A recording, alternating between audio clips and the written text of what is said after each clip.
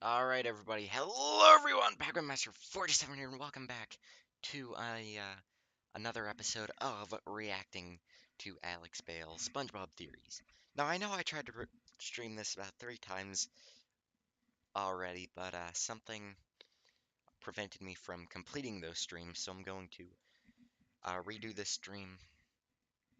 Today, we're going to get through it all, and life is good.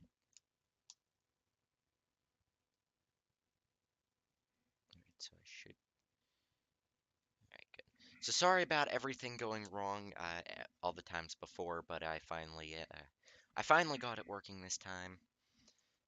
No one should bug me, and I swear to God if someone does, it's not gonna end well. But anyway, so yes, if you guys haven't seen the previous video I did on this, I have already done the first SpongeBob theory. Alex Bale did. It was about Squidward's thing, arch rival from high school band class, William, fancy son. And today it's about, well, I will pause that and just answer some, or just take care of the live chat real quick. Alright, hello guys, everyone. I don't know what to call my account, and Blue Foxy. I did not see your video, but I will check that out right after this. And how's it going? I am doing pretty good. I'm just hoping all of you will enjoy this stream. So yes, so today's live stream, or today's SpongeBob theory is about bum bum bum bum bum bum bum bum. It is about the television theory, and we will see what this one is about. All right.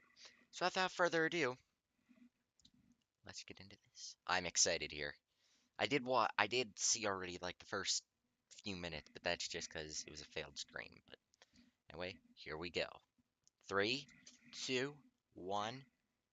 The show SpongeBob SquarePants is not what you think it is. There is a secret group of puppet masters who are always watching the citizens of Bikini Bottom and pulling the strings. Hidden within Bikini Bottom are spies that keep an eye on the characters and make sure everything goes to plan. This is a conspiracy that will fundamentally change the way you look at the show SpongeBob SquarePants, and I believe it's all actually intended by the creators, and I'm gonna prove it.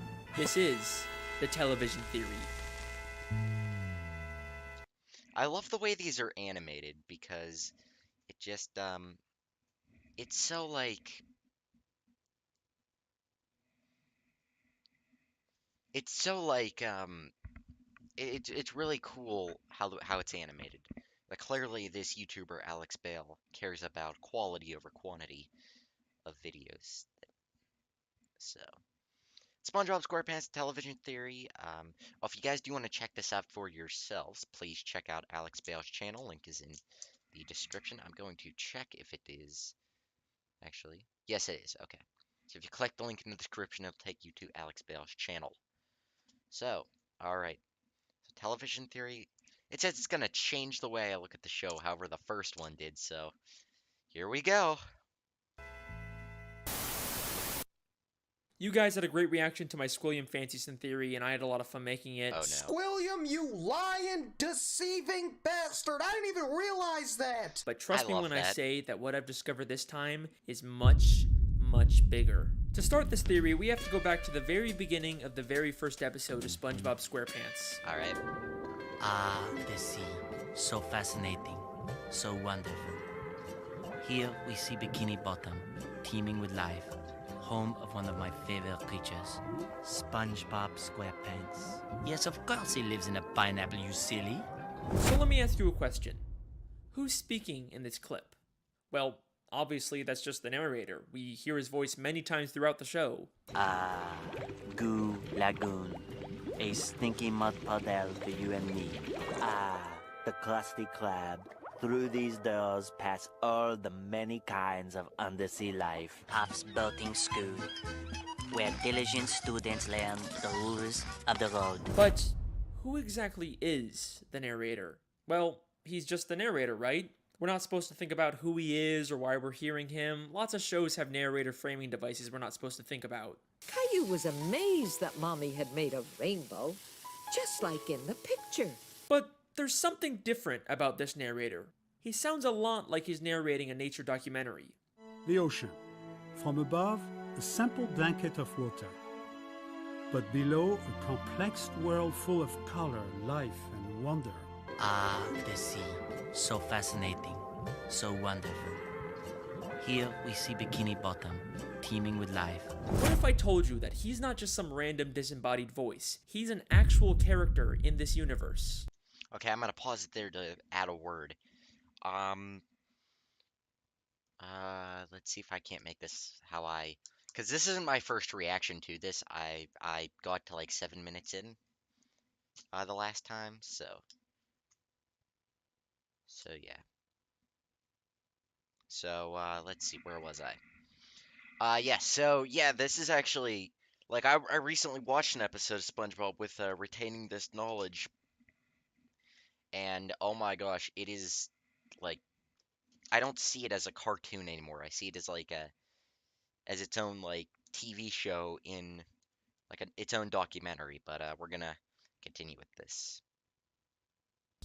Here we are again at the Bikini Bottom boating school. Oh, I forgot about Today this. is once again the day of SpongeBob's boating school exam. Alright, sorry, something I just realized about this clip when it's Mrs. Puff's boating In this school. universe. Here we are again at the Bikini Bottom boating school. I realize they're running it the wrong way. Like, these two cars are going, and that third car that parked there, it was going the wrong way around the track, when in reality, the arrow's pointing this way. I never noticed that, and then this one's actually driving right, so that's actually pretty cool. I never noticed that myself. But anyway, let's continue. Is once again the day of SpongeBob's boating school exam. But more importantly, this is the last test for the year. And if SpongeBob does not pass this one, it means another whole year of boating school! I love that. SpongeBob literally crashes into the fourth wall, and we actually get to see the narrator and the camera he's been filming with. The show SpongeBob SquarePants is not just a cartoon. Everything we see is a part of a nature documentary television show being filmed by scuba divers. And if you're still not convinced, I searched really hard and found an old SpongeBob DVD bonus feature that basically confirms everything. Since before time even existed, land-loving scientists have tried to learn the secrets of intelligence. Their studies led them to the sea, where the citizens of one undersea colony demonstrated a genius so enormous, the scientists felt compelled to record their actions for use in teaching mankind how to live better. The name of this miraculous place? Bikini Bottom. Poring over the mass of brainy masterminds scattered about this strange land, the scientists chose 6 Bikini Bottom residents at random to study. As the scientists marveled at the advanced knowledge and superior intellect of these 6 creatures, I went to college! they I rolled their went to cameras college. and took notes. And now, finally, we can learn all of the things that these smarty pantsuses have to teach us. Life lessons from Bikini Bottom. I don't know how it can get any more clear than that. Yeah, now, pretty if you much rewatch the show confirms with this new everything. information in mind, some things start to take on a whole new meaning. Throughout the series, there's this weird, unexplained running gag of a human hand interfering with the characters. It's even in the beginning of every episode in the intro for the show. Maybe the filmmakers are doing a bit more than just studying these characters. The hand seems to mostly interfere just to maintain the health and safety of the characters, like treating SpongeBob for the suds. Well, Mr. SquarePants, it seems you have the suds. Are you ready for your treatment? Oh, Hans! Oh, Hans.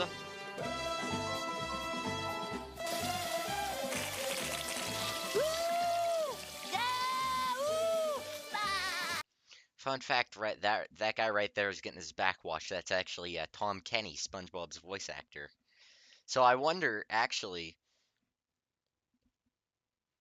if, like, originally I thought, like, the guy who had the hand was Tom Kenny, and he was just doing the voice live, but, yeah, you can see the glasses. He wears glasses. And fun fact, me and Tom Kenny actually share a birthday. July 13th. We don't share the same year, of course, but I just thought I'd point that out. Something I found out interesting this past year. So, anyway, let's keep going. It makes sense that the filmmakers wouldn't want to risk the safety of their main character. After all, there's no show without SpongeBob, but that's not the only reason why they interfere. Well, actually, Mr. Alex Bale, there is a show without SpongeBob because there's Camp Coral. Well, no, that one's kind of without SpongeBob. There's the Patrick Star Show. That's without SpongeBob. I still haven't actually watched the third SpongeBob movie yet. Let's keep going. Season 3, Episode 16, I Had an Accident, is infamous for having one of the most absurd, confusing endings in the entire show. It ends with a real gorilla suddenly coming out of a Patrick costume and attacking the characters. A real gorilla? Huh?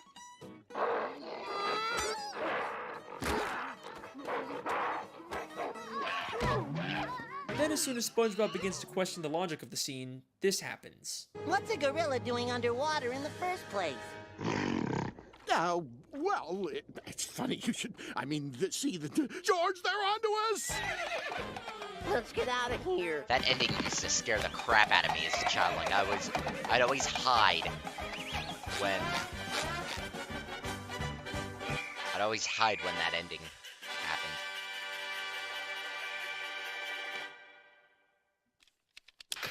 SpongeBob is a weird show, but this has always stuck out as being just a little too weird. But knowing what we know now, I think I can explain what's going on here. This isn't a real gorilla. Every other land animal we've seen underwater wears a helmet and is drawn in a cartoony style. The gorilla is shown in a live-action style, and the only time we ever see live-action characters is when they're human. So I believe both the gorilla and the horse he rides away on are humans wearing costumes. The filmmakers set this whole thing up just to make the episode more entertaining. It's starting to seem like this isn't strictly a nature documentary anymore, it's more of a reality TV show made for entertainment. Who knows what other absurd elements of the show are actually put there by the filmmakers to make the show more entertaining and profitable. Although, based on the people's reaction, it doesn't always seem to pay off. But how far will the filmmakers go to make the show more profitable? Okay, I'm gonna pause it there. I think this is about where we got to, so... I forgot I was gonna...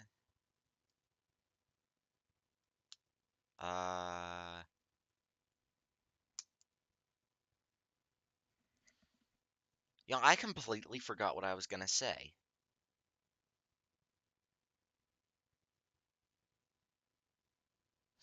Alright, if it comes back to me, I'll pause again, but let's keep going.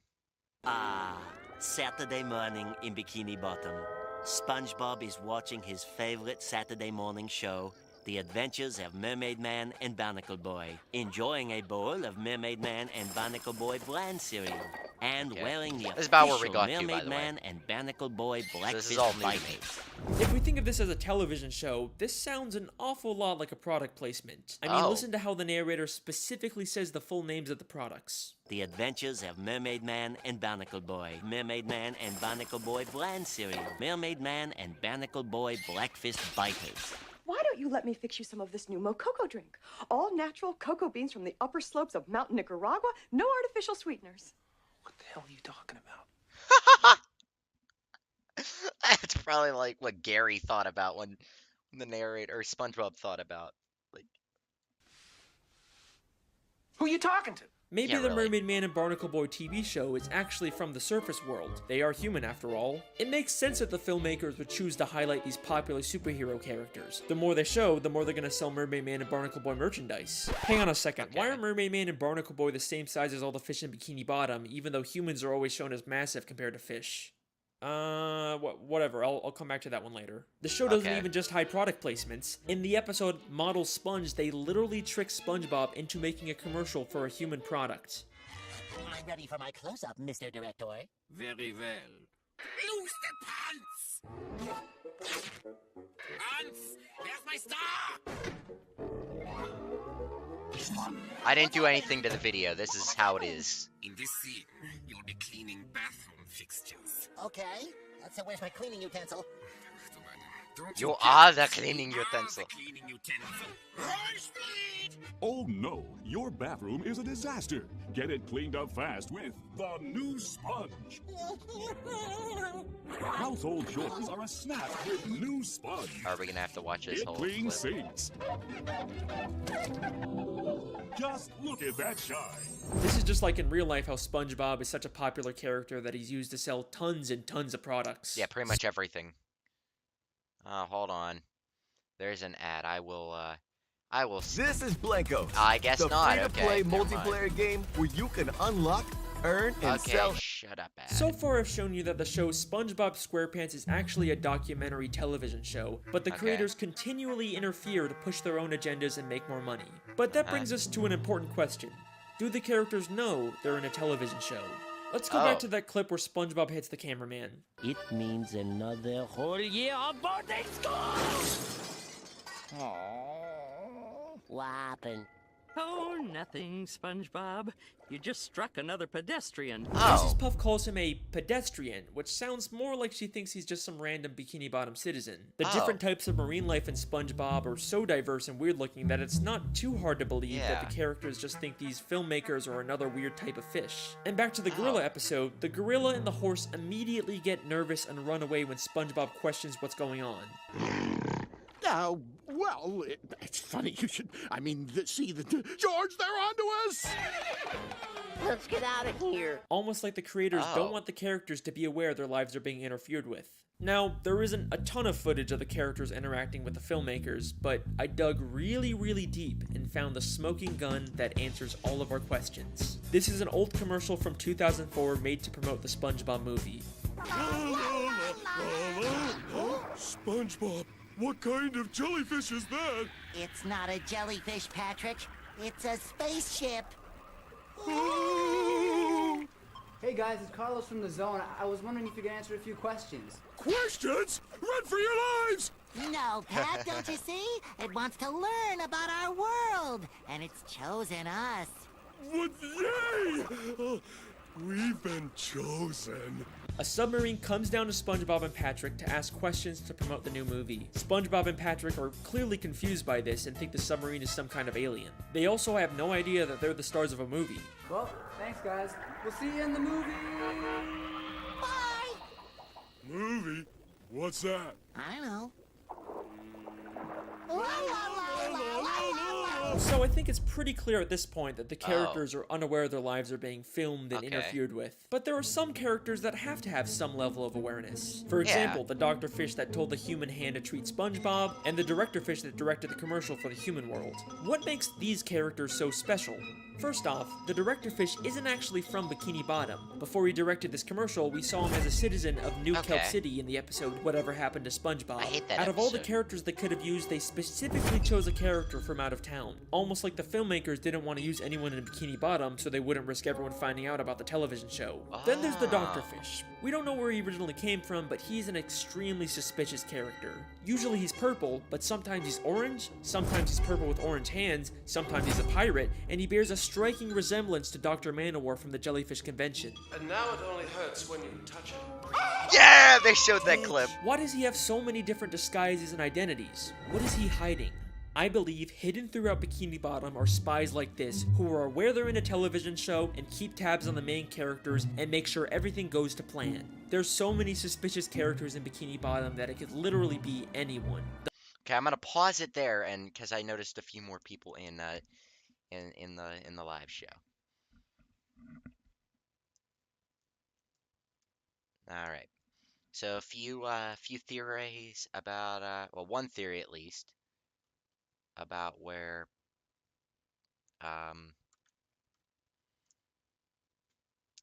about Mermaid Man and Barnacle Boy being toys. Okay. What about the SpongeBob anniversary thing where they visit? Yeah, but that's not really yeah, but every human there is represented as a person, and every there's no SpongeBob TV show that gets referenced. But but why is Patchy a thing, in the show if he's a fan of a show? I think that's what it's kind of getting. I think that's where it's kind of getting getting referenced to. And I will not say what year I was born in, because then you could reverse that to find my age, which I will not review yet. Have I ever heard of Seven Spring? Yes, I have. Yes, I have heard of that. Seven Springs, PA. I was there once. Anyway, let's finish this theory out. I'll probably pause it one last time. To read a little more chatter. We'll do that at the end. Alright, here we go. The mailman, the hot dog vendor, Old Man Jenkins, it could Old literally Man be Jenkins! anyone. Okay, hold on. I'm gonna pause it there. I'm looking for a certain character from a certain episode here. I just want to see if I can find it.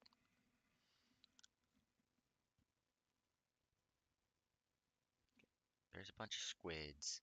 So the person I'm looking for has to be like around here. Sensei Fuzzy, Sea Bunnies, Plankton's family.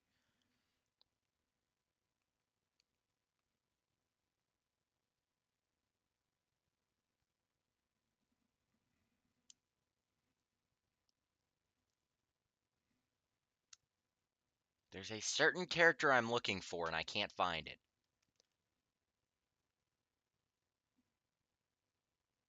I can't find him. Oh crap, I keep hitting my mic. There he is, the guy from the Cephalopods Lodge. I was looking for him. I couldn't find him.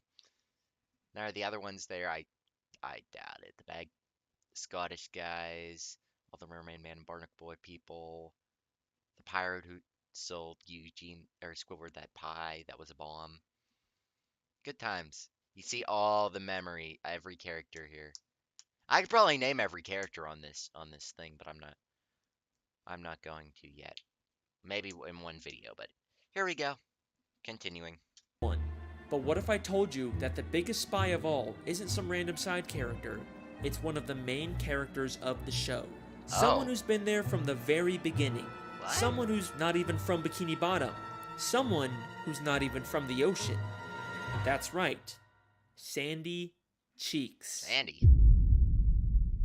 Sandy Bass Cheeks drum. is the thrill-seeking scientific squirrel from Texas who lives underwater in her tree dome. But why did she come to Bikini Bottom?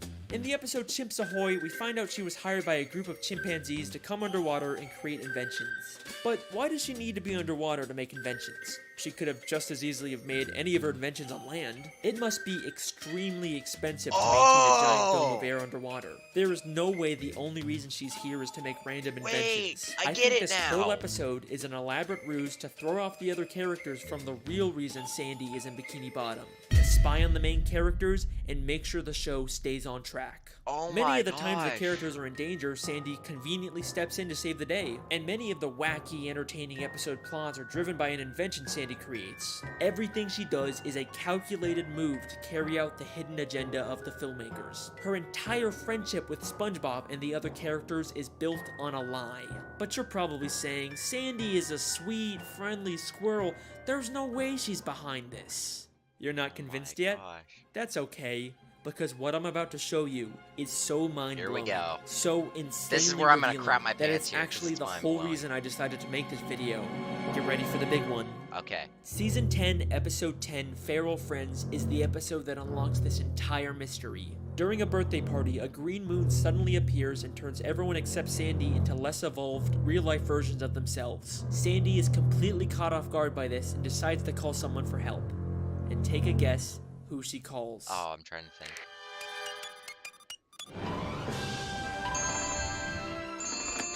Hello, French narrator speaking. I forgot about this. She calls the narrator. Oh my gosh. Oh my gosh. Sandy, why?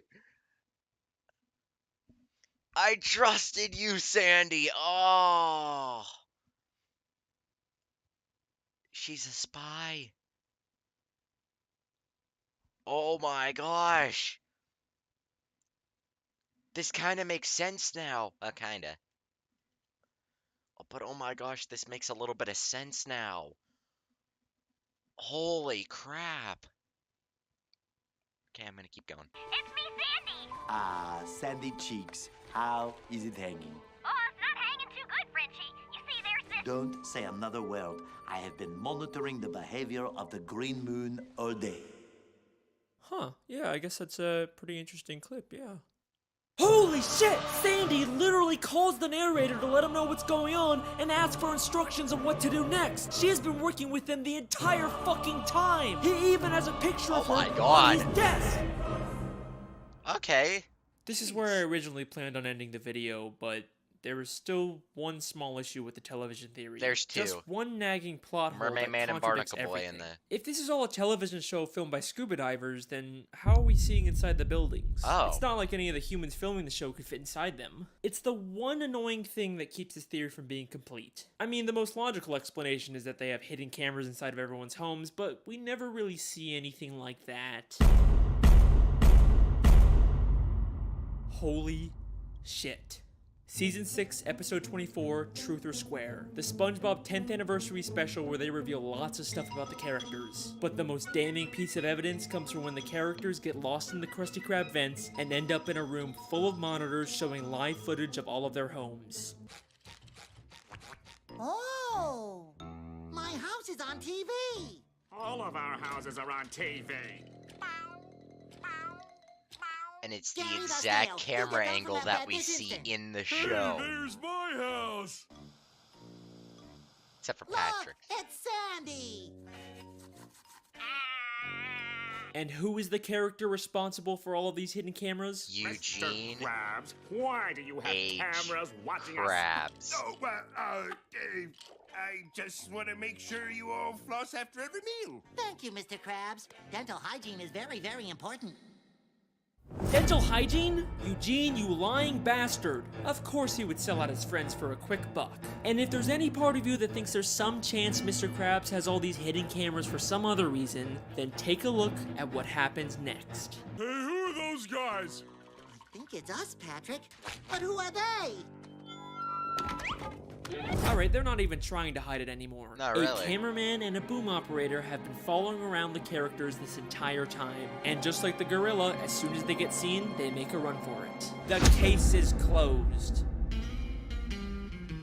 The television theory is something the show has consistently alluded to from the very first episode to the newest episodes. Maybe one day the show will actually directly address it and our characters will Probably discover not. the real truth about their world. But regardless, that's my theory. I hope you guys enjoyed. Let me know what you think in the Holy comments. crap, Make sure that to was subscribe pretty if you good. want to see more. See you next Wait, time. what about- Hey, whoa, hang on a second.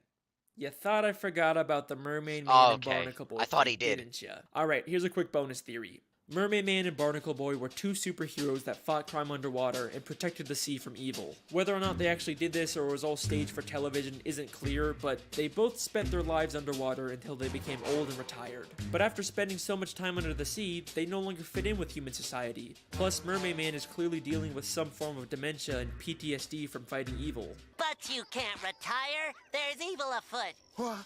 Evil.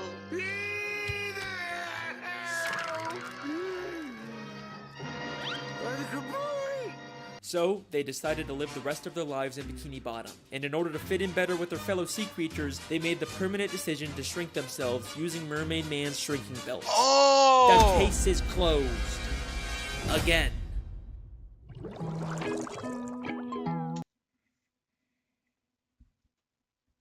I forgot about the shrink belt. Oh my, that's how they're tiny.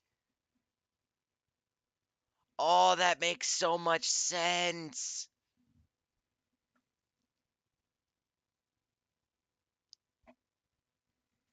Holy crap. Okay, guys, so that's gonna be it for this episode of, holy crap. That's gonna be it for the second SpongeBob conspiracy theory, the television theory. I think the next theory is the Mrs. Puff theory, which we'll be checking out next time. It's longer than this one. And I do know there is a storyline. I don't know what it is, but I do know there is a storyline to these theories. So if you guys have watched these before, please don't spoil it for me.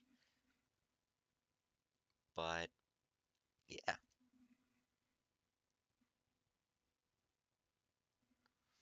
Holy crap, those were some good theories.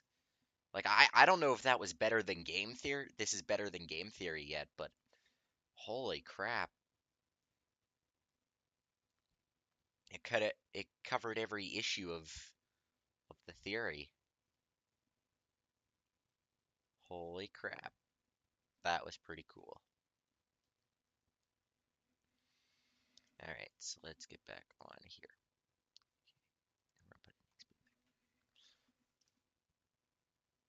Alright. Alright, so yeah, please don't spoil the rest of the if there is a storyline, or if I think there is, but my one buddy told me there was, and then on his channel he has something that says like it's like don't feed the muse or something. I don't and it, so apparently there's gonna be a storyline to this. So we'll see about how that ends in or how that starts, I guess, with time being. But yes, Alex Bale is actually is officially done with making these series, though. So I just thought we could figure catch up here on stream. So I think that. Oh, one thing more thing I did want to did want to announce or say about Alex Bale. If you guys have ever heard about the Minecraft theory or the Minecraft ARG called Old Root, Alex Bale is actually the person who did the Old Root ARG. So if you guys didn't know about that, uh, there's that. So yeah, so I just figured that out the other day before I started recording these. So that's gonna do it for this one. I hope y'all enjoyed. I'll see y'all next time. Bye bye.